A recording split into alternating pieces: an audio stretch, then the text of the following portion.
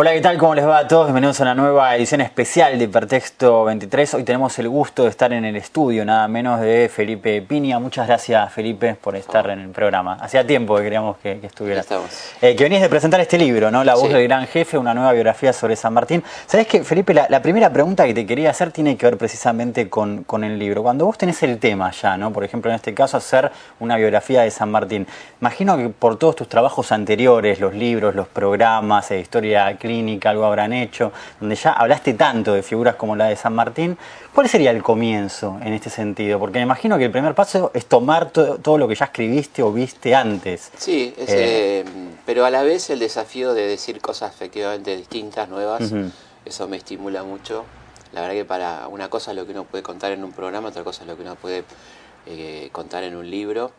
A mí me encanta escribir además, así que... Claro. Lo tomo muy en serio. Para mí el eje de mi carrera es el libro, ¿no? Después lo demás me gusta hacerlo, pero lo central pasa por ahí. Entonces, para este libro me tomé tiempo, la verdad que me lo pedían mucho, una biografía de San Martín, no la editorial, sino la gente, ¿no? Y fueron 3 años de trabajo muy intensos, de archivos, de locales, de extranjeros, etcétera, porque me parecía que había que decir algo distinto, ¿no? No rimbombante ni escandaloso, porque no es mi estilo, pero sí hablar de cosas que no eran tan transitadas, y no eran tan transitadas porque a cierta gente no le convenía que lo fuera, ¿no? Digamos, por ejemplo... El tema de la política, la importancia de la política, ¿no? Es su excelente gobierno, su gobierno altamente progresista, moderno, un gobierno que iba en sentido contrario del gobierno nacional de aquel momento, que era un gobierno liberal unitario, ¿no? Que digamos, convocaba a un modelo de Estado presente, y que eso evidentemente le trajo la guerra, ¿no? Porque la pasó muy mal, él estuvo en permanente conflicto con el poder central, cosa que tampoco se dice. O sea, se han hecho milagros en la escritura de la historia argentina.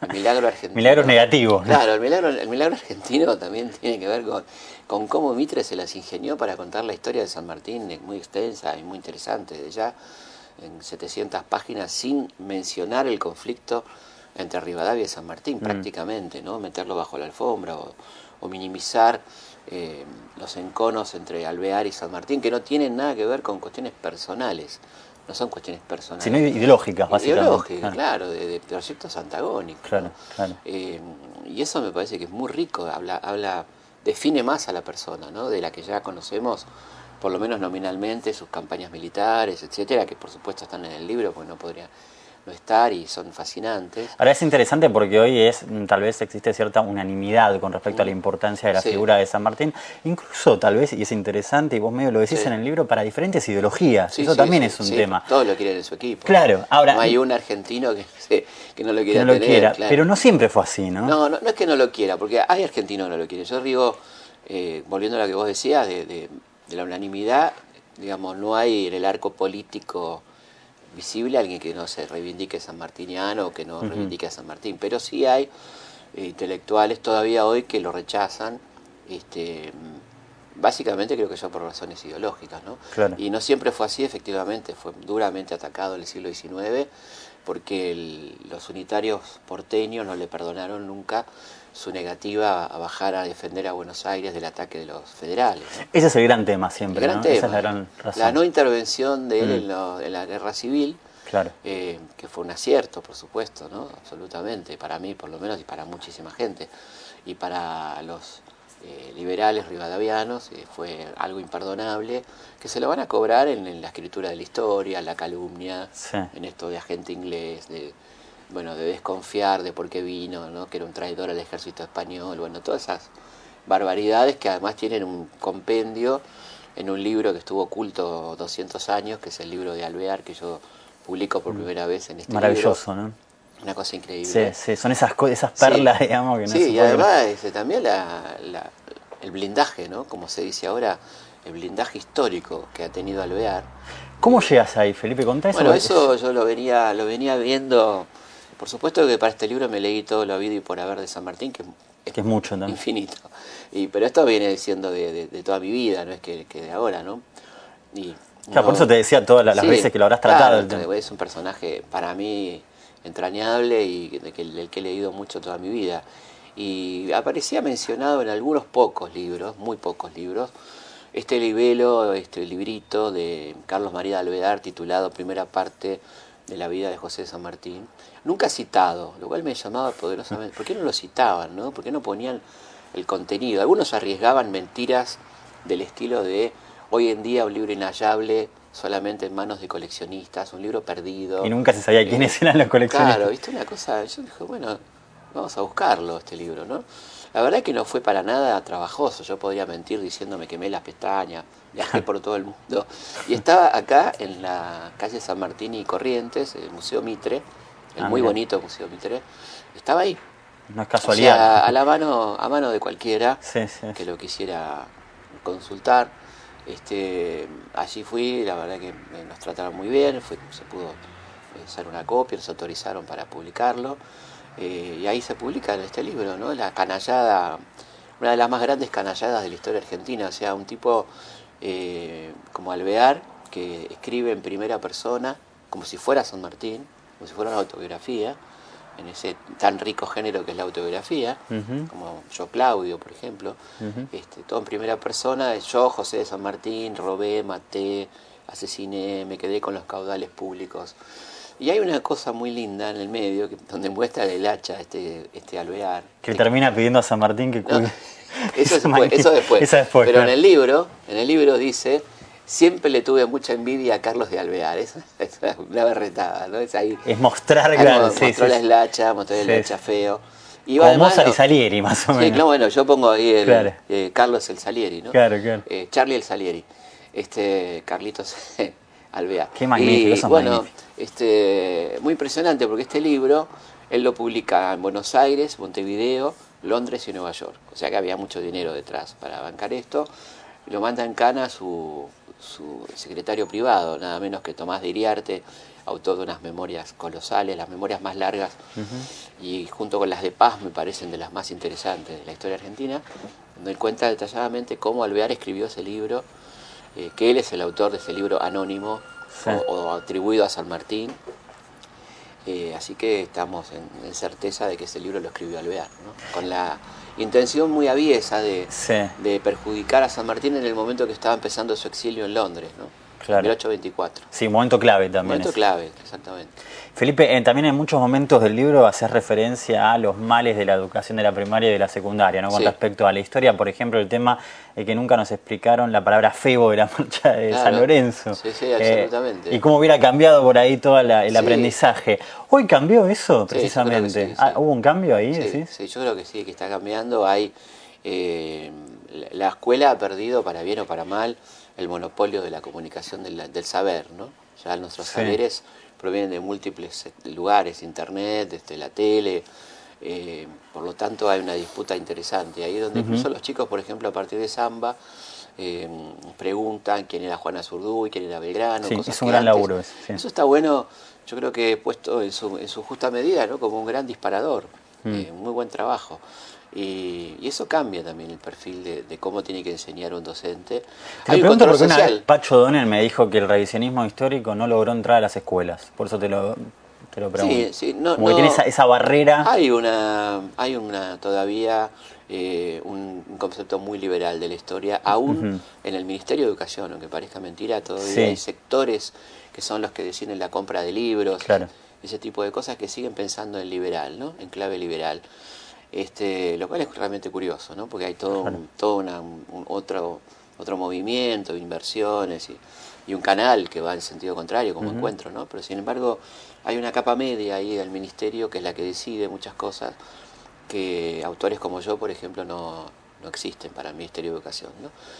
¿Aún ahora también? Sí. Mirá qué fuerte. El Ministerio de Educación a mí no me tiene en cuenta, ni tampoco me importa que me tengan en cuenta. A mí no lo digo desde el resentimiento, estoy diciendo a partir de tu pregunta.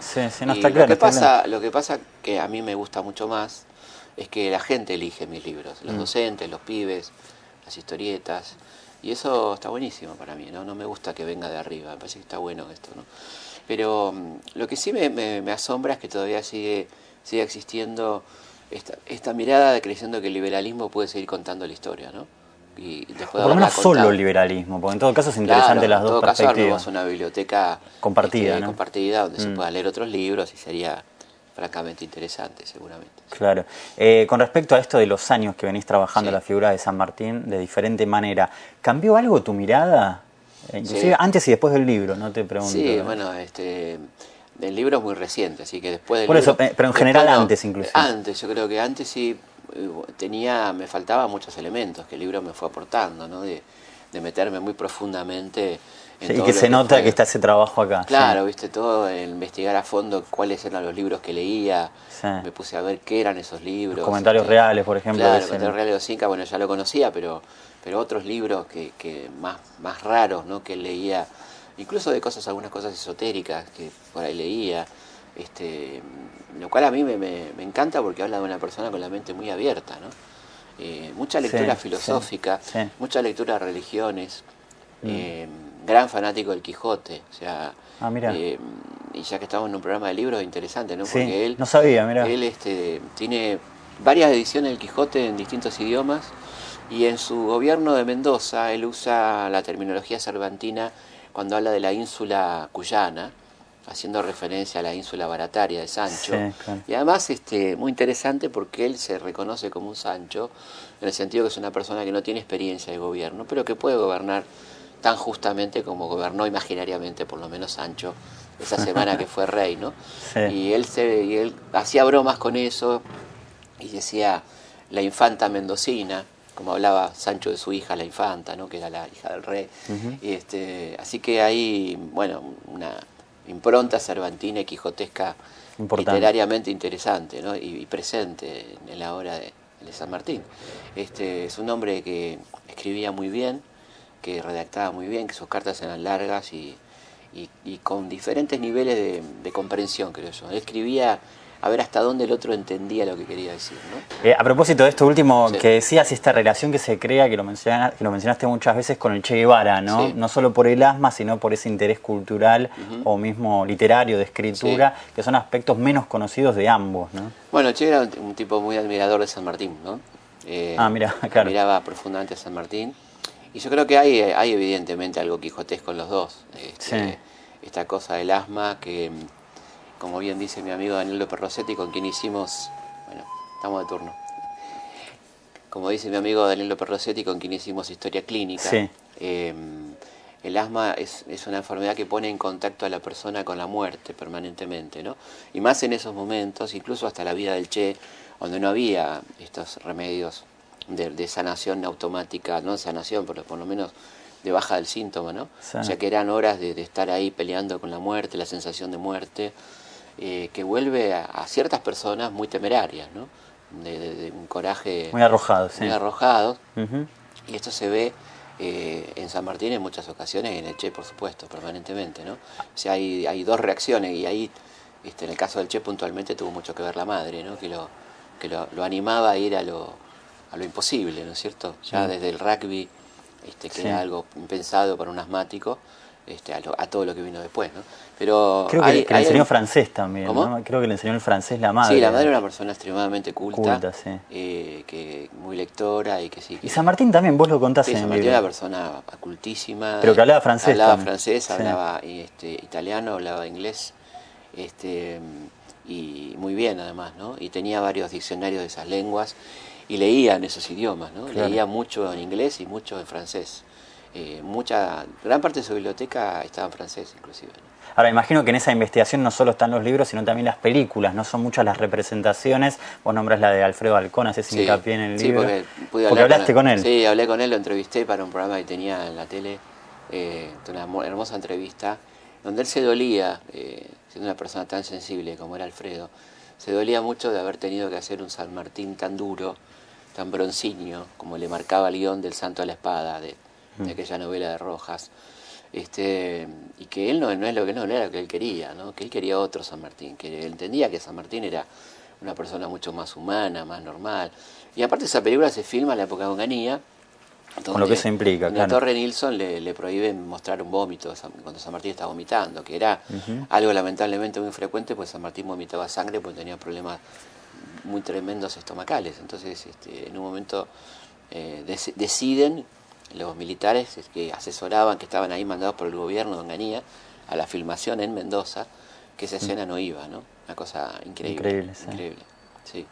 Con esta idea de que el héroe no vomita, que el héroe no vive, que no... Que es una estatua. Es una estatua en bronce, ¿no? Y después está la película, la de Rodrigo La Serna, también Sí. otra de las representaciones. Sí. ¿Qué opinas en general de esas? Bueno, yo creo que es muy difícil representar a San Martín, Sí, es complicado. sí. Yo creo que lo de Rodrigo se acerca un poco más, obviamente. Un poco más real. Sí, y también esto del uso de todavía cierta tonada española que se le quedaba, porque por supuesto una persona que ha vivido 25 años en España no podía hablar como un porteño.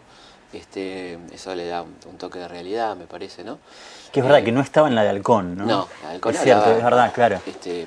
Hablaba como nosotros. Hablaba como nosotros, que según Alberdi, que lo conoció en el año 1843, en París, dice que ya se le había ido totalmente la tonada y que hablaba como un argentino, ¿no? Es muy linda esa entrevista porque él dice que es la única descripción de la voz del gran jefe. La voz de San Martín, el único que nos hace escuchar un poco la voz, sino que lamentablemente no tenemos forma de escucharla, pero él la describe muy bien, como una voz metálica que llenaba toda la habitación, dice, como una voz muy impresionante, cálida a la vez, dice, y con un claro acento argentino donde ya no había rastros del español, dice, ¿no? O sea que ya se le había ido esa tonada que trajo obviamente al principio, ¿no? Es muy interesante cuando marcas algunos paralelismos, digamos, dentro de o simetrías, mejor dicho, de lo que es la historia de San Martín, que uno también lo podría pensar casi como un gran personaje de novela, ¿no? Por ejemplo, lo tengo anotado, el tema de los Pirineos con los Andes, el cruzar, ¿no? Dos geografías en algún punto similares. Y después otra que es más notoria aún, la de Santa Cecilia y el combate de San Lorenzo, que en los dos casos le salvan la vida. Sí, exactamente. Eso está bárbaro, cómo se van... Sí, ahí tiene un soldado, Juan de Dios se llamaba, era vos. Salvó Dios, Dios lo salvó, en una situación muy parecida a San Lorenzo. Y también eso es interesante porque habla de que el tipo siempre iba al frente. O sea que claro, también se repite por eso. No era un militar que miraba el combate desde lejos, ¿no? Y su casi muerte en San Lorenzo tiene que ver con ir al frente de la carga y que su caballo es impactado por un balazo en la frente, ¿no? Y por eso lo atrapa. Pero eso habla de un tipo que iba a la par del resto de sus soldados, de sus compañeros, como decía él, muy lejos de lo que uno tiene la triste memoria de Malvinas, ¿no? Donde los jefes no estaban. No participaban, no ponían el cuerpo. Estaban los pibes, los suboficiales, digamos, ¿no? Algún oficial de bajo rango. Y es una diferencia interesante, ¿no? Y total, además, es una diferencia absoluta. Absoluta, sí. Ahora, pensaba la relación... No hay por dónde comparar. Claro, exactamente. Pensaba la relación con Maradona, viste que siempre se dice que antes del gol a los ingleses hubo otra jugada muy parecida en un amistoso contra Inglaterra, que fue, donde no pudo hacer el gol Maradona, el mejor gol del mundo, y que después le quedó en la cabeza ese momento. Digo, y en San Martín también se da esta cosa de dos momentos muy parecidos, pero con diferentes resultados, digamos. Sí, claro. Y el resultado de San Lorenzo es un resultado... tipo el gol a los ingleses. ¿Qué significa? Eso te iba a preguntar. Bueno, significa... ¿Cómo lo podrías resumir? Primero era una persona sospechada porque venía del ejército español y tenía que demostrar en la cancha, digamos, en San Lorenzo, sus calidades, ¿no? Cosa que hace sobradamente, porque él enfrenta con 150 granaderos a 250 españoles que además tenían apoyo naval desde el río Paraná, ¿no? Con barcos artillados. Así que es un triunfo demoledor que en 15 minutos derrota a esa fuerza usando la inteligencia, el ataque envolvente y además lo posiciona políticamente a San Martín, ¿no?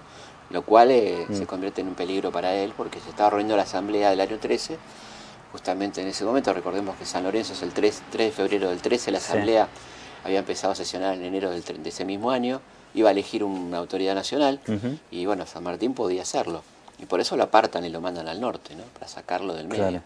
Y esto lo dice Alvear literalmente, ¿eh? Conociendo que el coronel San Martín era enemigo de la centralización del poder, decidimos enviarlo al norte para sacarlo de esta ciudad. O sea, no es una interpretación, lo dicen sin problema, ¿no? Bien, y viste, en términos de lo que piensa Borges, que hay un momento que se decide la vida de un hombre, en el caso de San Martín, ¿cuál sería el cruce de los Andes? Yo creo que el cruce, la etapa previa al cruce, ¿no? Donde él está, ahí está todo, planeando... Sí. También con muchas dificultades. Tremendo. Políticas, físicas. Políticas, físicas, de todo tipo. Él era una persona temeraria, como decíamos, y y reconoce su temor únicamente frente a los Andes, ¿no? Donde dice, lo que no me deja dormir son esos montes, ¿no? O sea, no tiene miedo al enemigo, a lo que venga, pero claro, es algo demasiado, ¿no? Son 4 cordilleras que hay que atravesar. Es impresionante cuando uno va a esos lugares y ve que son 4 las cordilleras hasta llegar a Chile, ¿no? La última es la más alta, el Espinacillo, que tiene 6.000 metros de altura, promedio, y había que subir y bajar. ¿No? Con todo lo que eso... Sí, que uno lo piensa como claro, un término de unidad. Subimos, ya está. No, después hay que bajar, subir de vuelta, bajar de vuelta, subir de vuelta, con 5.000 personas, 10.000 mulas, de las cuales quedaron la mitad, cosa que estaba calculada y prevista. O sea, hay mucha previsión, ¿no? Un armado de 2 años de preparación absoluta hasta el último detalle. Tipo totalmente obsesivo en este sentido, afortunadamente, ¿no? Ya vamos a seguir con eso, pero también te quería preguntar, Felipe, si no es un tipo adelantado San Martín a su tiempo en muchos aspectos, ¿no? Totalmente. Por ejemplo, esto de la relación, bueno, con los indígenas en un punto y también con los negros de su ejército, con los afroargentinos, que él defendía y mencionaba, y que lo contás en el libro, y que uno se olvida completamente, o en general la historia... Te hacen olvidarlo, ¿no? Te la hacen olvidar. No es que uno se olvide, sino que te lo hacen olvidar, digamos. Pero en ese sentido es como un adelantado. Totalmente. Políticamente. Él pide que se incorpore 300 guaraníes a su ejército de los granaderos, al regimiento de granaderos, ¿no? Pide los 300 guaraníes que llegan y se suman con mucho gusto y le escriben una carta reconociéndolo como un paisano, porque él vivía en zona guaraní, él nació en zona guaraní, digamos, en Yapeyú. Y son soldados totalmente aguerridos, como él decía que eran, y por eso los convoca, que van a participar, muchos de ellos hasta las últimas campañas en el Perú, ¿no es cierto? Y luego el tema del batallón 8, que es un batallón íntegramente de afroargentinos, que son la infantería más eficiente que tiene San Martín, como él recalca, y sobre todo en la batalla de Chacabuco, ¿no? Donde gran parte de la victoria se debe a los negros, como dice él, ¿no? Y es un momento olvidado completamente, y además es muy interesante porque él, cuando ve el coraje y la decisión de estos negros, como se los llama habitualmente, ¿no? Afroargentinos, pero bueno, sí, pero es verdad, nos entendemos. Propone que los ascensos sean dados por ellos mismos, ¿no? Entonces le contestan desde el directorio que de ninguna manera, que son esclavos, ex-esclavos, que no se puede. Entonces él le dice, bueno, lamento que los señores piensen como piensan los esclavistas de Haití, ¿no? Claro. Es impresionante. O sea, el tipo la visión, digamos, la tiene muy clara y los pone en una situación tremenda, ¿no? Ustedes que están hablando de revolución, resulta que piensan como los dueños de los esclavos de la isla de Haití, ¿no? Le tienen miedo a los esclavos, ¿cómo es? Y ahí logra que se pueda promover a cabos, sargentos, a estos afroargentinos. Tenemos que terminar por hoy, pero quedan muchísimas cosas para hablar con Felipe Piña en su propio estudio. Nos reencontramos la semana que viene.